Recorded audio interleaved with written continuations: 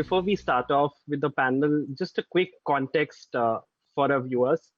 At Media Rumble, each year we bring together journalists, author, policymakers to primarily discuss the future and challenges we're seeing in the space of news, tech, and policy.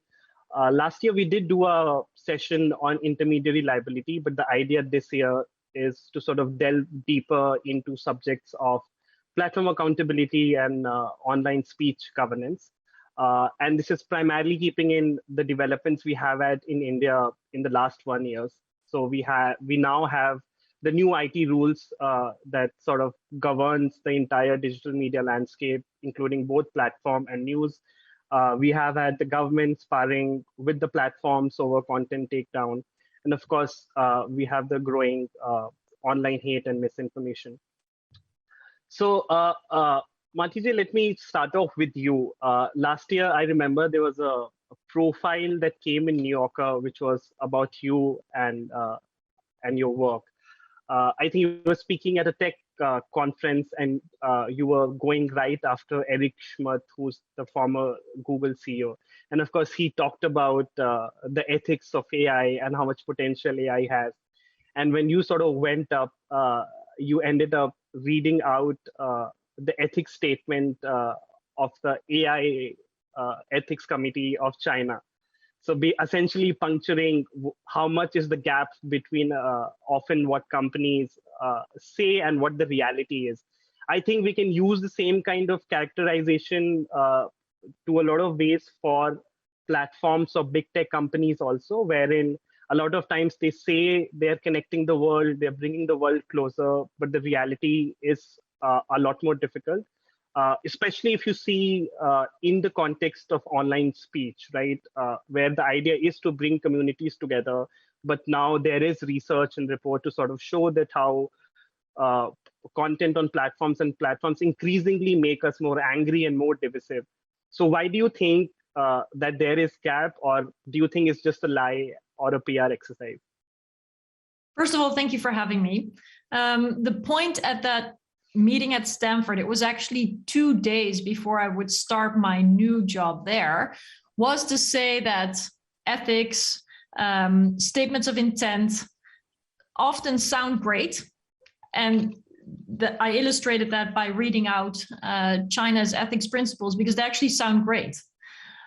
And if you don't look at the context, and if you don't look at the fact that there is no rule of law and that human rights are not respected and that there's not redress mechanisms and that there's actually not binding consequences to such articulations, then you miss the opportunity of having real accountability and real standards.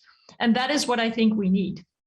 And so in no sector, not in the automobile industry, not in the food and beverages sector, not when it comes to climate change and CO2 reduction, not when it comes to pharma and the solutions to COVID-19, have I ever seen, not as a member of European Parliament for 10 years, a industry, a group of companies like the advertising platforms, the social media companies are now, that are so and under-regulated. And I've never seen an industry where it's accepted that companies set their own rules, just declare them, and are left to their own devices to execute. So to make a long story short, I think declarations and statements of intent and responses like the ones we've seen from Nick Clegg to the very good reporting of the Wall Street Journal last week do not cover it. We need to have clear rules that are binding, that are enforced and that apply to everyone. And it is about time that social media companies and tech giants are held to the same standards and to the same account that other companies have. Okay, I'll come back. I'll circle back on the regulatory aspect. But Alex, coming to you and picking up the Wall Street Journal's brilliant reporting on Facebook. One of the issues and how I see it as most of these platforms and the products and services that they sort of make, they're optimized for engagement, they're optimized for time spent. They're not really optimized to sort of make, say, like a safe space where misinformation and online hate is not incentivized. Do you think that is really the crux of the problem, that these platforms are sort of designed for network effect to sort of evoke reactions out of people, make something viral. So that's why online safety, security, something that is not really baked into the system. Is that really the core problem behind platforms' failure to sort of govern online speech? Oh, look, it's a real mess. And so actually you cited two different metrics that you said they optimize for, and they're two different metrics. So the first one you mentioned was time spent, and the second one you mentioned is engagement. And actually what happened a couple of years ago is Facebook went from optimizing for time spent and moved to optimize for engagement, even though they knew that there would be less time spent on the platform. Now, here's an amazing thing that happened. In both situations, it was a total mess, and the platform just couldn't control what was going on there. So I think there's an element of this that, Facebook is right now 2.7 billion users, and may just be too big for one company to try to rein in. It's a tremendous amount of speech that shows up on the platform every day, and whatever rules that you set, bad actors seem to have a chance or a knack for figuring out how to exploit them and turn the platform toxic. I think that this has to start. So I guess to underscore what the whole point, it's up to Facebook to decide what's more important, the health of society or its business imperatives. So what would be the fix?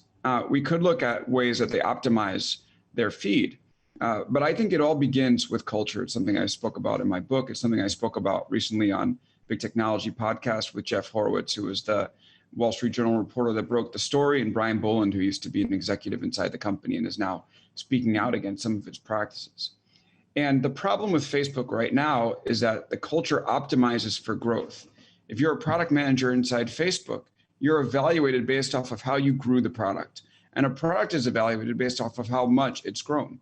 So what you have to happen is that products that don't grow to the Facebook standard are shut down, and product managers that don't grow their products end up, not meeting the requirements for performance evaluations, and they don't get bonuses and they don't get raises. And if Facebook wants to be a good actor in society, it has to begin by fixing its culture and thinking, is it the best way for us to do business to incentivize the people that work for us based off of growth? Because the minute that you do that, what you end up having is product managers who are really motivated to get their bonus. And the way they'll do that is take shortcuts and build products that don't serve the common good and that put growth above all. And I think if Facebook addresses that, it'll be well on its way to fixing a lot of its bigger problems. But until it gets there, it will be, moving the optimization from one category to another, running around in circles and not fixing any problems at all. Correct. But just to follow up, Alex, do you think growth and safety are like sort of polar opposites? Because the change that you did talk about, basically the change was marketed as prioritizing friends and family content on Facebook. What it did end up doing was that it incentivized a certain kind of content, like negative content, one that would make people a lot more angry. So do you think these are two very different goals for a company? Whereas, so for example, if you optimize for growth, it's not really good for the larger platform or the community on the platform. If you optimize for that, you will not have the growth. You might like lose out to a certain audience. So do you think that inherently the clash is sort of inbuilt, so that's why it's more challenging for the platform? Well, let's empathize with Facebook for just a minute. If in social media, it's a zero-sum game. It's all about how, do you have users on your platform at any given minute of the day, or do you not? And it's Facebook, but it's also YouTube, and it's also TikTok. And they know that if they don't work hard to optimize to get people on the platform, they're going to quickly lose out to these other companies. And they believe that they're more virtuous than the others for, whether that's merited or not. And they'd rather have people on Facebook. So now that we've said that, I do think the way that they're going about this is completely wrong. I think that you can grow and you can be good for society. They don't necessarily need to be at odds. But if you put growth as the North Star above all, you're finished. Like, you're never going to accomplish those safety goals.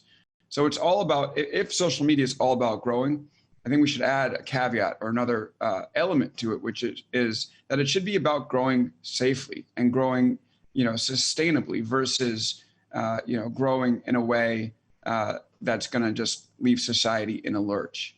There's a way to do it. Facebook knows the right way to do it. I mean, they're pretty smart over there. I've been in the offices a bunch. They understand what they're doing. And so I think that if you do start to incentivize growing health in a way that's healthy to society, you don't give up the goal of growing completely. Then you're saying I lost. But you do say we have to have other factors in the way that we do business other than simply growing the products. And I think that's totally feasible. And I think that's why the leakers went to the Wall Street Journal, because they believed that Facebook had potential to be good for society if it didn't go overboard on growth. And the question is whether the people inside the company have the will to do that. And maybe we can discuss it, but so far it doesn't seem like they do.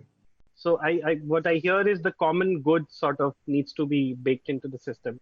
Mishi, coming to you again, so like something like what Wall Street Journal did, it won't happen in India. I guess that's a big reason why platforms still don't face a lot of scrutiny. But just if you see the sheer numbers, so for example, most of platforms attempts or teams, it's most primarily in English or maybe a couple of more languages. So whatever platforms are doing, it's primarily for US. So even if they remove content for misinformation or they sort of make changes that can sort of read into the language or whatever content, it's primarily for English. So even though for a country like India or Brazil, which are quite important big markets for all these platforms, as far as cleaning up the mess is concerned, these markets are very lower down the ladder for these companies. Because again, language is a barrier, but there are other challenges also. Just the sheer fact that there are no reporting that can make the big tech or the companies or the platforms accountable to that. That is one. And the second thing is, since you are in India and you are a lawyer also, what I see, there is of course a growing clamor for regulating big tech and governing platforms. But I also see that there are two things at odds, right? Because essentially you would want platforms or these companies to follow whatever the local law is. But you also want them to say, uphold human rights, freedom of expression, etc., etc. Especially, but in a lot of cases, these two things can be odd. I was just reading, in fact, Casey Newton has written a newsletter today where he's talked about how in Russia, one of the apps, which is essentially about voting information about Putin's opponent, has been taken down by Google or App Store. So how do you basically see that even though with markets like India and Brazil that are so important for platform and companies, they rank very low when it comes to cleaning up efforts? And B, how do you see this dichotomy of that we expect platforms to follow local rules, but sometimes following those local rules might infringe on the very same rights that they're supposed to uphold? Thank you. So my work does span between two of the largest democracies, both of whom love beating their chest and pretending to be actually being the bastions of free speech and expression or democratic values.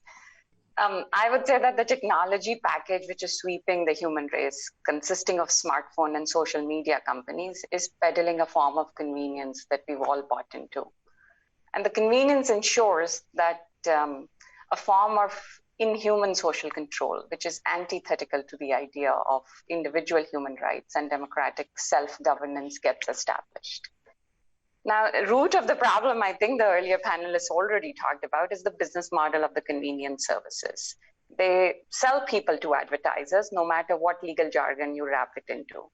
And the value in digital advertising lies in collecting information about people's behavior. So if there's behavior collection on a scale which was previously unimagined in the history of humankind, so gram for gram, the smartphone is the densest collection of sensors ever assembled and is a spy satellite in your pocket aimed at you. Whether you're open-minded or strongly inclined to the value system of your immediate social group, introverted, outgoing, or whatever, these are the factors where of personality that can be derived from the trail you leave behind on social media. Now, in these, the platforms we've been talking to, whichever names you say, I think it's not so much about the companies, but it is about the technical and social structure that is privileging engagement of any deliberation or thinking. Other than Wikimedia, I don't see any other platform which is not watching us watching everything all the time. And that is the only place which encourages some deliberation. Everyone else awards and rewards reaction. Now, it is true when the platforms were actually growing their businesses in the United States, they were given the safe harbor protection, and First Amendment, which is the US value, was supposed to be this big thing, like every other place, whether it's the good war or the bad war, they were going to bring the democratic values to the rest of the world. So it was the very American thing, which I do believe in. As an American lawyer, I do believe in the First Amendment quite a lot. But as an Indian, I also am very much aware of the fact that First Amendment are the reasonable restrictions on free speech and expression in the Indian Constitution. I think a lot of us thought, yes, this is great. This is democratizing the way everybody else speaks. It's no longer gatekeeping by some large player. So we all loved it. Now, then, of course, came the weaponization. The weaponization started happening in India much before the 2014 elections. And but obviously, India is a small country, only 1.25 billion people. And it doesn't have the same economic wherewithal of a United States, China, or European Union. Now, China, Russia, they're all in one category. Then there's European Union, which has a lot of might and is doing a lot with regulation. But they have actually no economic clout in the sense of businesses. There are no European businesses which are coming. You hear a lot about good regulation, whether it's on privacy, whether it's in content moderation, and they're doing a great job. But there are the European Googles or Facebooks one doesn't see. So one ends up looking at the American companies doing what they are doing right now. Because in countries like ours, the weaponization was happening, a lot of people were already calling attention. Nobody was paying much attention until the 2016 Trump elections happened. And then, of course, all hell breaks loose and everybody wants to pay attention to it. I think you're rightly pointing out the conundrum as a user, which I would feel as a representative of a user is like, hey, my government actually does not let me speak. My government comes very heavily upon not only me as an individual, but also wants to do censorship by proxy when a Facebook or a Twitter facilitates my speech, or and wants to come down against these people. So I like these platforms, but these platforms also have a ton of their problems. And then there is my government, and when these platforms have the problems, whether it is misinformation or the various revelations which are happening about this, or the violence, the online violence which translates into offline violence, where do we go? We can only go to our own regulators. So I think users in our countries are stuck between a rock and a hard place. They like these platforms, and they have these governments who pretend ostensibly to actually come up with regulations to do, oh, we want to check misinformation, we want to check disinformation. When, if we were actually to trace where this misinformation and disinformation is coming, it can be traced back to the IT cells or the political parties themselves to a very large extent in many of these countries. So we are stuck. Do we want regulation? We don't want regulation. And ostensibly, the regulations are being used to tell us, hey, we are coming. It's like women, you know, every time they tell us, we want to protect women. They never want to empower women. But everybody wants to make laws to protect women. It's the same thing. We want to protect users from misinformation and disinformation. That's why we are coming up with laws like these. The laws which you just talked about, and News Laundry has challenged it also as part of these IT rules in India, at least we've talked about. There's no definitional clarity. It's just, again, using censorship by proxy. They're trying to break encryption no matter what the noises they are making out there. So, and this is the same thing which we had already fought this battle from 2011 to 2015 in the Supreme Court. So, if you're asking, are there problems on these platforms? Yes, there are a ton of problems. They're also, they've become powerful enough that the growing menace or the foreign election interference access or the assistance to law enforcement agencies or the rampant harassment or abuse of women, all of that exists. We've seen what the impact on teenagers, etc. But I think all of us just assume as if life cannot exist without such platforms. They're only 5,000 days old. 10 years ago, they didn't exist. It's only 5,000 years. So in the scope of human history, they're not indispensable. And this is not the internet we envisioned or wanted. So I would say, yes, it's a difficult position for people in some part of the world, but I will also say that we are an important market. There is a reason that Facebook and Google are investing in Reliance Jio, and it's not the other way around. So we are such an important market, but we don't have the same voice. And that's not anything to do about, for now, language speakers or the users. It's just the old traditional methods of the US speaks and European Union speaks, and then China speaks to some extent, and Russia, Iran don't matter, and rest all of us are bundled together as if we were all the same. Okay. Julian, if you can just weigh in on the same question I asked to Mishi, but just picking on what Mishi also mentioned, if you just look at most of the laws that have come, so Brazil has a law, I think Singapore, most of these laws are essentially, they say they look into misinformation and all, but there is a growing criticism that most of these laws infringe upon user privacy, and when given to governments that have authoritarian tendencies, they can in fact effectively be used against users or consumers.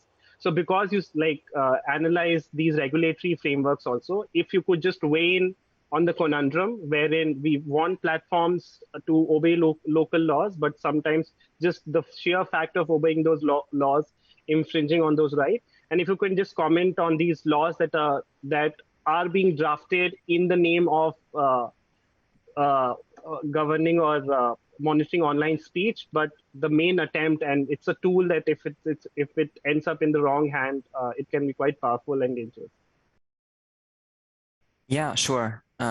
Also from my side, thanks for having me. I've just been listening to, and I think there's some excellent points already made, and I can try to connect your question also to what the other speaker said, because to me it comes down to a question of power over who gets to regulate speech. It's a question of power.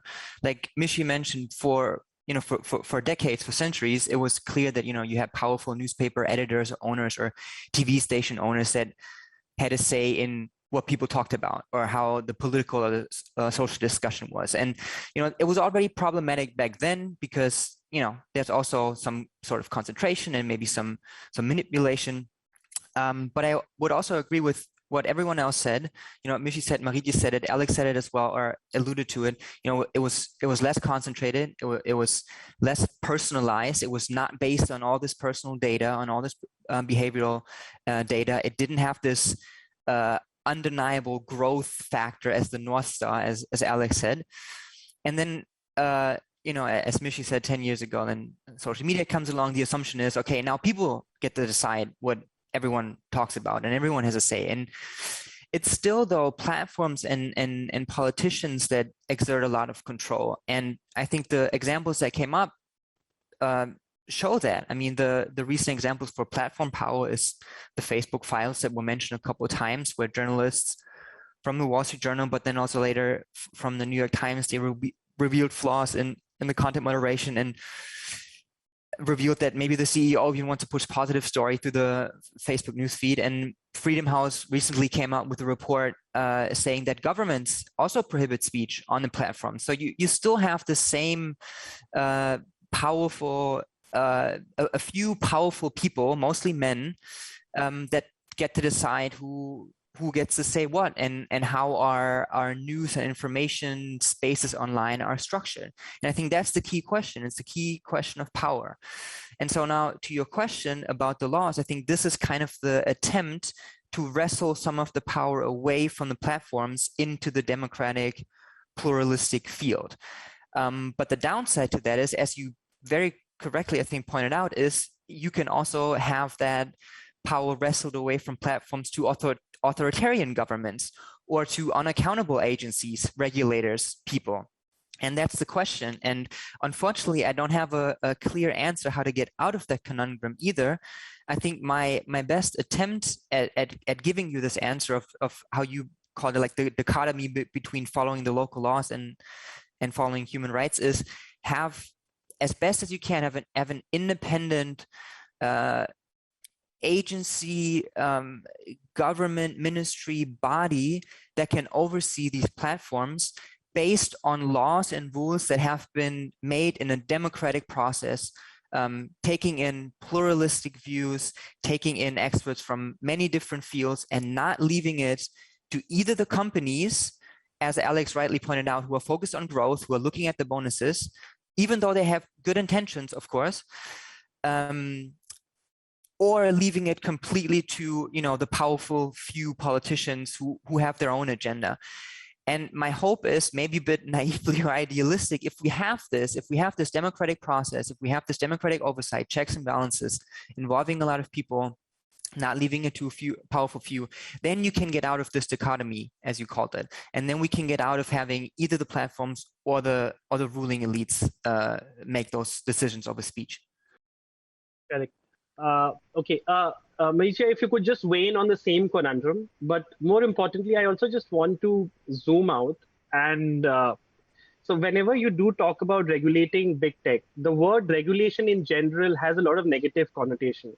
Now, of course, even if you ask people who don't work or advocate for big tech, they would sort of argue that regulation in general sort of inhibits innovation and so on and so forth. So if you could just sort of address that, where does this perception come from? Because if you sort of see the history of regulation, whether it's like with tobacco or like oil, it's regulation is to save consumer harm. When did the perception become that regulatory or regulation in general inhibits innovation? Or is it that this is also like some PR exercise that companies do? Well, yeah, the framing has played an enormous role here, and I'm glad you point to, you know, all kinds of regulations that have helped people stay safer, you know, or stay healthier. But we should also look at the rights protections that in many societies have been enabled by the law. A lot of people in the United States perceive, for example, the European data protection regulation as a tool to push back against big Silicon Valley tech companies. But actually, the law binds governments as much and protects citizens from either abuse of power and violation of privacy rights by governments or by companies.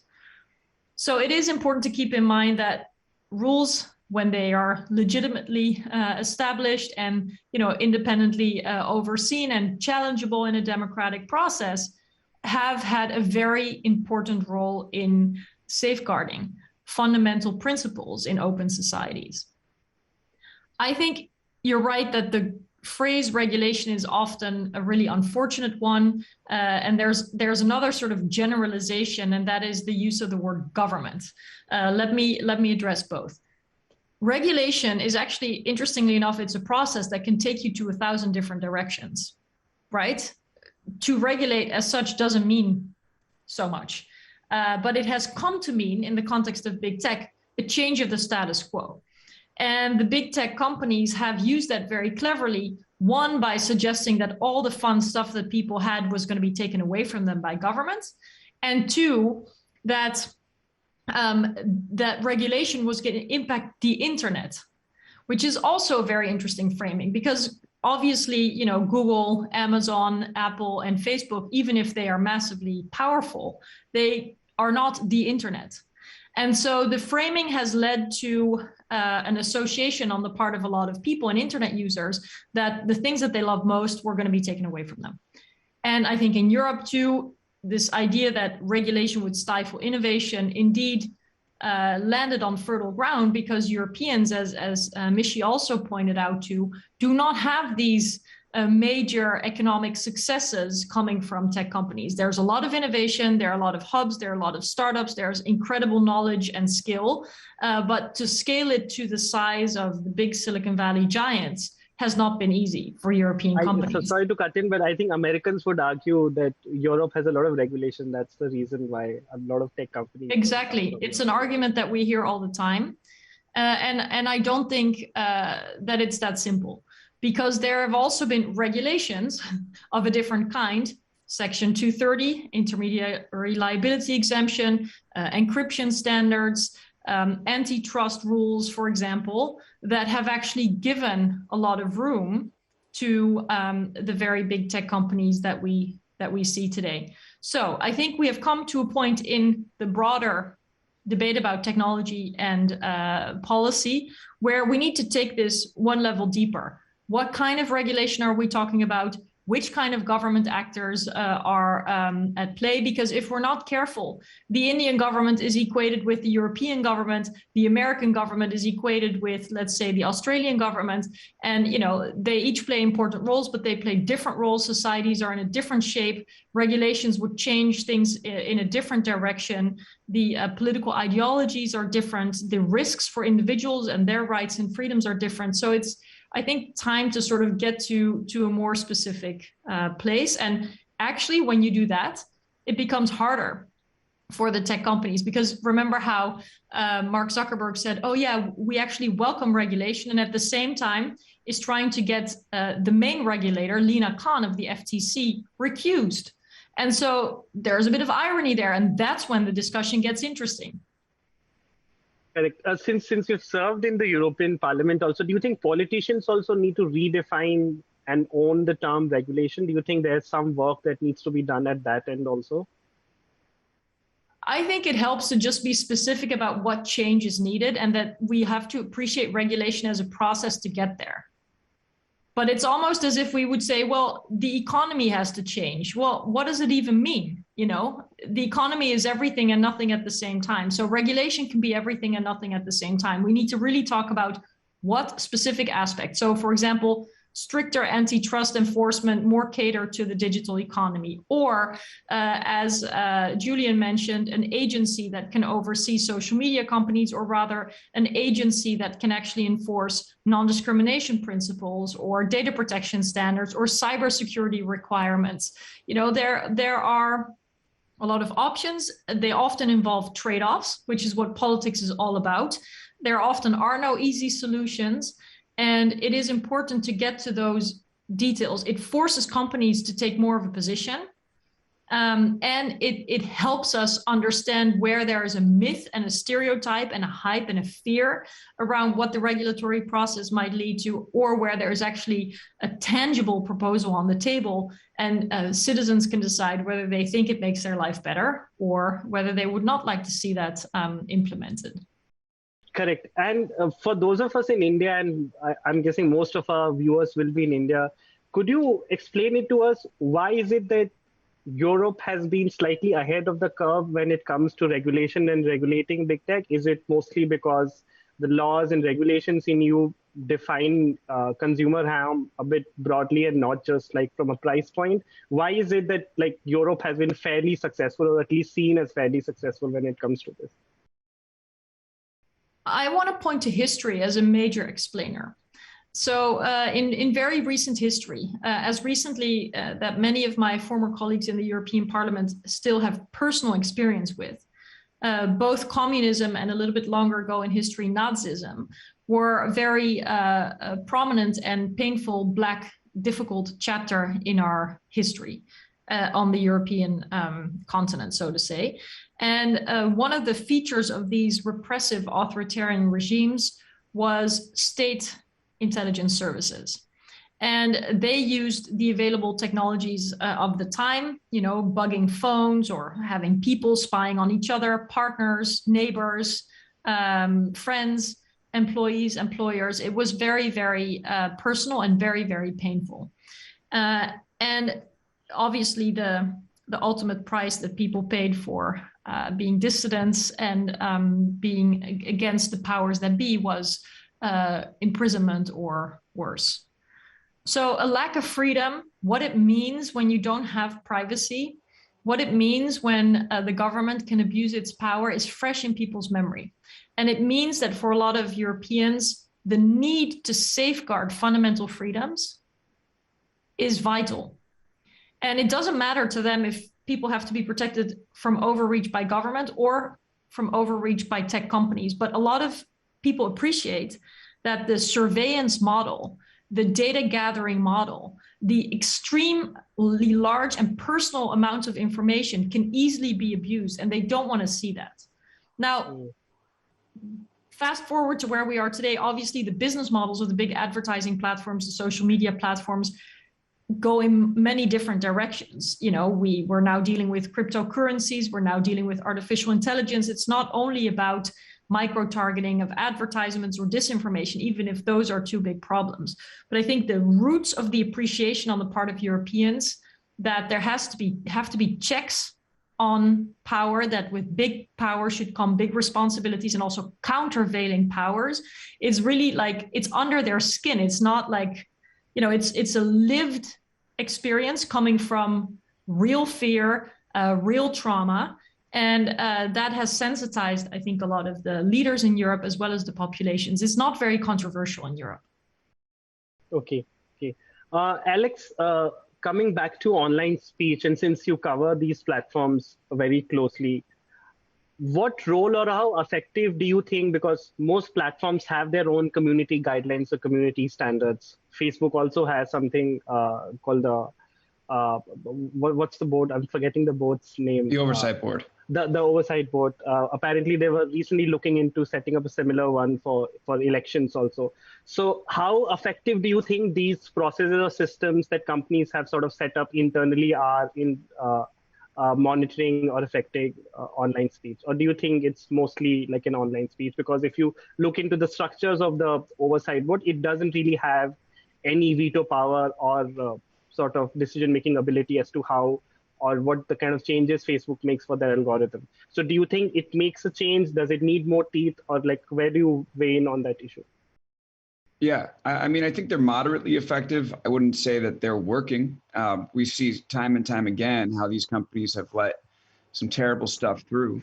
And remember, their North Star is going to be to grow the company. At the end of the day, you know, there's a tendency to look at these social media companies as like public good corporations, but they're for-profit companies that are on the stock market, that have quarterly earnings that they report to investors, where they show how much they've grown revenue and how much they've grown their user base. And they will never allow content moderation to get in front of those bottom line results as long as they remain for-profit companies. And newsflash, that's going to be the case for a while. So I think that they've done what often amounts to the bare minimum, right? They've done enough to sort of be able to go out in public and say we're trying, but not enough overall. But it also does get into a question of like, you know, at a certain point, these companies will end up, do we want them to be jumping in and taking down much more speech? I mean, how powerful do we want them to be? I don't know if we can look to outside entities to really rein them in. Like, I don't want the government to go in and say what can be said and what can't be said on these platforms. I don't want the government to be able to shape the algorithms that determine what we see. Ultimately, these are going to be the decisions of private companies, and the market's going to determine whether or not they survive or not. And so I do think that like the Oversight Board is a good idea. Is it extremely powerful? No. Is it better than what we had beforehand? Yes. So I'll take it. I think it's good. And the Oversight Board is using its power in some interesting ways to press Facebook on some of the rules and regulations that it has, and ask for clarity and ask for more transparency. That's great. So I think Facebook does deserve some credit for starting that board. But ultimately, at the end of the day, like, it doesn't seem like these platforms are doing, you know, are ever going to do a perfect job at handling speech on their platforms. And again, nervous at the idea of having governments come in and regulate the way that they handle that stuff. I think common sense competition laws make the most sense, like we're talking about in the United States right now, because ultimately social media is a fickle area to be in. You know, people, I could, you know, go through a list that will take the rest of our panel of, and I won't do it, but of different social media companies that have seemed like they were the future, and they weren't. Talking about Vine, Tumblr, Peach. I mean, there's some fun ones in there, Path. And it's extremely difficult for companies like Facebook and Twitter to hold an audience. And I don't think they will. I think there's going to be enough challengers that eventually they're going to be supplanted, or at least they'll take, bits of the businesses away. And so I guess I conclude by just saying that this is going to be the Wild West for a long time. And I think that just the last point I'll make is that the key here is, if we're worried about the stuff that's going on social media, misinformation, disinformation, rumors, fake news, oftentimes that serves as material that confirms our biases about the institutions in society. And I think if we start by fixing the institutions and repairing people's health, people's faith in the health of our institutions, we're going to cause less of the initial fire that allows, some of these rumors and misinformation to burn across large swaths of the population. And it does. It starts, as many things do, with upright public officials who don't cave to corporations to write tax laws, who don't day trade from their congressional offices on inside information that the rest of us don't have, who don't, go to elite dinners and get served by people wearing masks, breaking all these, well, they don't wear them, breaking all these rules that they put in place to keep the rest of us in. So it starts with the institutions, and then ultimately that's the best way to heal these platforms, in my opinion. Can I jump in? Yes, go ahead. Because, I think especially all the wrongs that you just illustrated at the end there, yes, I mean, they don't help trust, right, in government or elected officials. But to come back to, where the market needs to solve some of these problems, but also where fundamental principles are at stake. We talk about speech a lot in this panel, and the freedom of expression is, a very important right also for other rights, but certainly not the only one. So I just wanted to ask Alex, how do you feel about, for example, the non-discrimination principle? It's really hard for anyone to have a sense of whether they're discriminated against, whether groups or sensitive categories are discriminated against. It's not really something that market instruments are designed to solve for. Competition also won't solve it, even if fair competition is crucial. So how do you view the competing rights that we often see clashing in some of the decisions that have to be made and are currently made by social media companies about what content stays up and what stays down? It's not only about the right to freedom of expression. No doubt. I mean, I think laws are good. And we have some really good laws on the books in countries all around the world that have been thought about by smart people and put into place to, protect the public. So I think laws that apply to the broader society, stuff like discrimination laws, are largely good. I think where you get into trouble is where you start to try to legislate what the algorithm can say or what misinformation is, and then forcing, these companies to take it down. That's where I think the market ends up doing the best work, because when platforms do fill with this stuff, they create a bad user experience. And if people are able to go somewhere else where they're not bombarded with this stuff, they're going to gravitate there.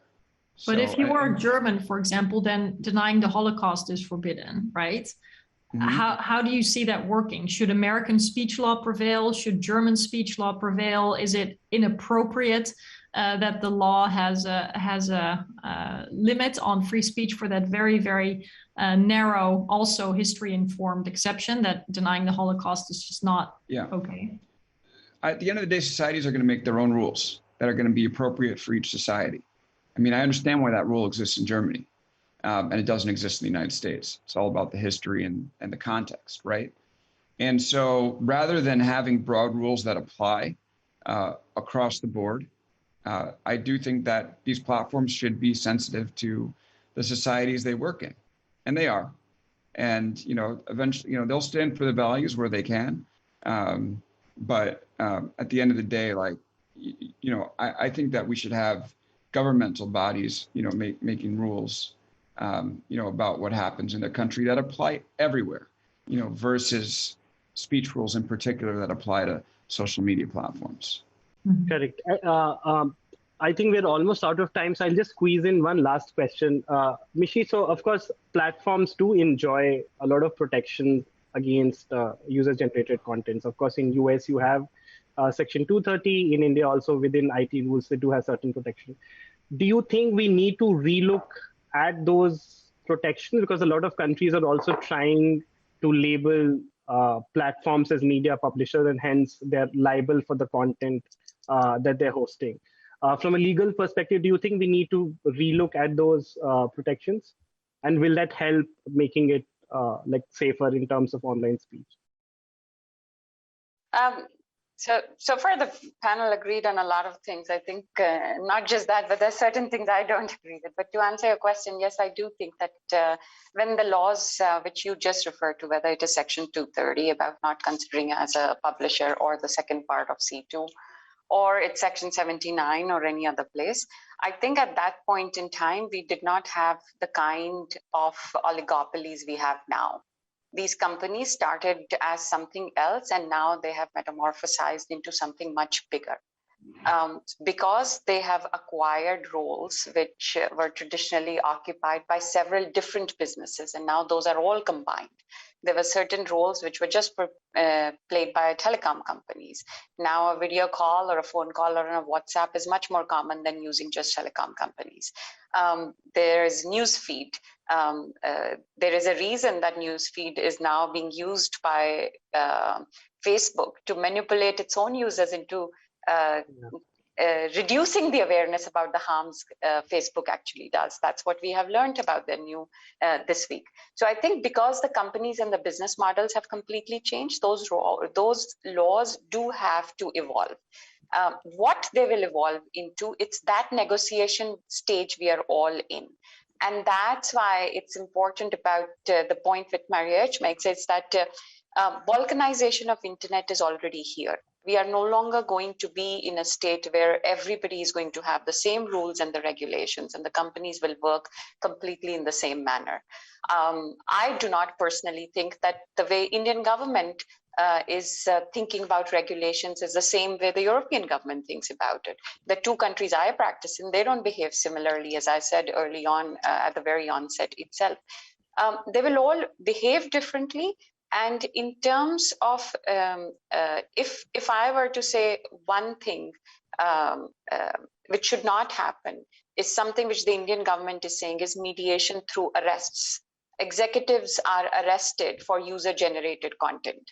And criminal liability does not exist anywhere. Even in the large democracies which are saying we will bring different kind of content moderation, they are not saying that Chitranshu should be held liable because Mishi is saying something nonsensical on his platform, or illegal, actually, not nonsensical, that I always say, but illegal. So I think that is a place about criminalization of legitimate speech is a major problem. Now, to a point you were earlier making about regulation. Now, regulation is not, because there's so many PR people and there's so many lawyers on the payroll of these companies, obviously the framing and the narration of the entire narrative changes. But I will say antitrust is also regulation. If antitrust actually worked in the United States, like the European Commission to some extent, we wouldn't have had all the companies either cheat all the features or just buy up all their competition. So I do not think the market is actually working. I love agreeing with everybody, but to disagree on that simple point, market is not working. Market is broken here. Because there are certain things, the market's rules don't work the same way as we think automatically they work. That's why there are regulators. And if the antitrust rules had been in place, if FTC was actually doing its job, or FCC was doing its job, we wouldn't be where we are today. So it's not only about what speech can stay up and what speech can be taken down, because those are ultimately also determined by judicial authorities as well as the constitutional jurisprudence. As I said first, and I think Alex and Mariette already discussed about Germany and US First Amendment. I love the US First Amendment, but that's not how the Germans think. And there is a history behind it. Coming coming to an example about India, which is such an interesting space, which definitely is usually ignored by the Americans and the Europeans as only as something to offset China. Oh, India is just not China. But if we watch what has been happening in India from 2014, India has a lot of China envy. And India's has been now the decline and the move towards more authoritarianism from the democratic values is pretty clear. And that's why when we are in that scenario, then we can't say, oh, the government authorities or a body made by the government is the right body to come and help us do this. And Chitranshu, you're more than anyone else is aware of the fact that these IT rules are trying to actually establish exactly that kind of a structure where anything which is done online and the government doesn't approve, there will be a body or an authority which will review everything. And in some societies, that will just not work. In some societies which have history, there is a Court of Justice for the European Union, which does a lot more in a lot of ways to protect human rights, which many other societies don't have the benefit of. So those things will definitely matter. The balkanization is already here. The only thing which I will say is that that users should not be ignored in this entire game of the fat cats, the powerful governments and the rich companies. Our right to make our own internet is as important symbolically and technically, because I'm an Indian, as the right to make our own salt. When Gandhi did that time also he was mocked, but free and open source software is the way people have made internet possible. We have a right as users to speak to one another outside the earshot of platforms as well as the state and the government. And our reading should not be surveilled by anybody. And because these rights emerges the necessity that users must always have an independent seat at the table when our primary rights are being bargained for over by state and platform. And the more we forget, the better the governments and the companies do, because they forget, because they want us to forget that we don't have those powers. What will one person do? What will civil society do? We don't have the technical know-how. We don't have this. We don't have that. If there's no open SSL or there's no Apache software right now, then these companies would not exist. So there is a lot of people power.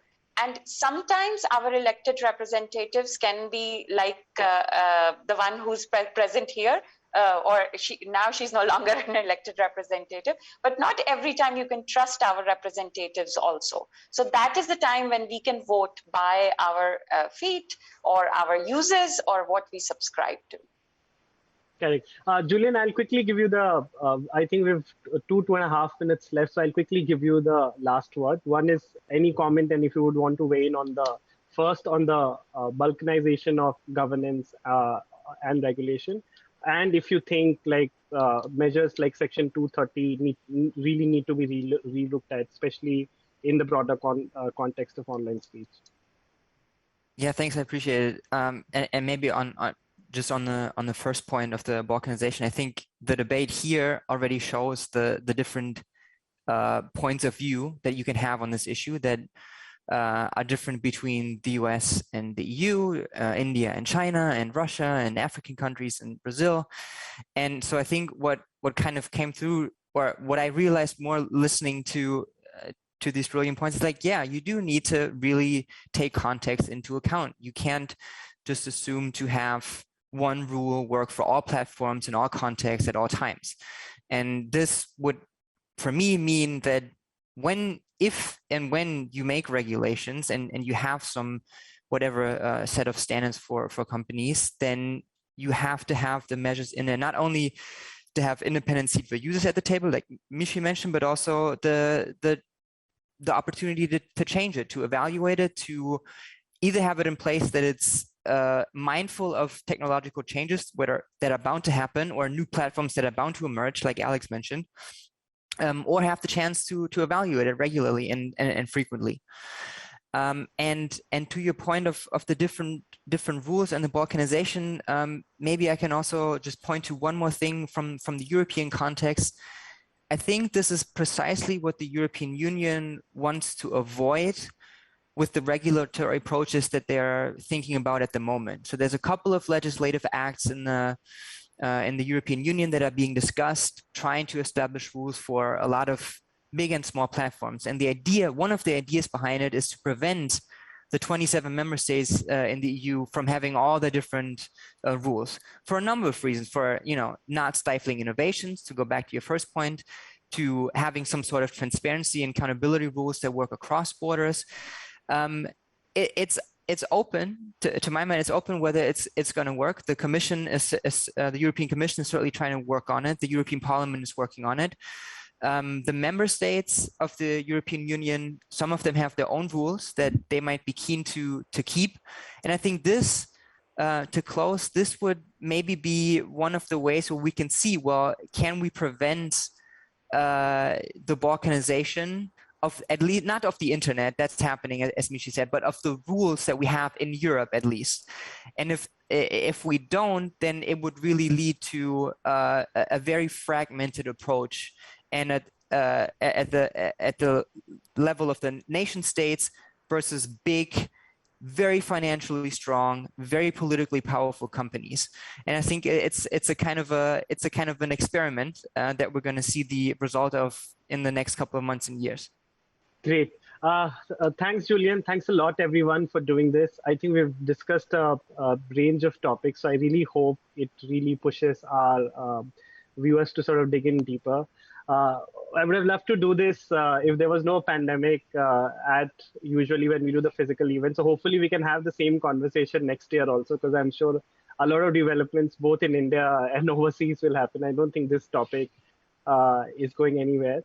But thanks again. Thanks for taking out the time, all of you.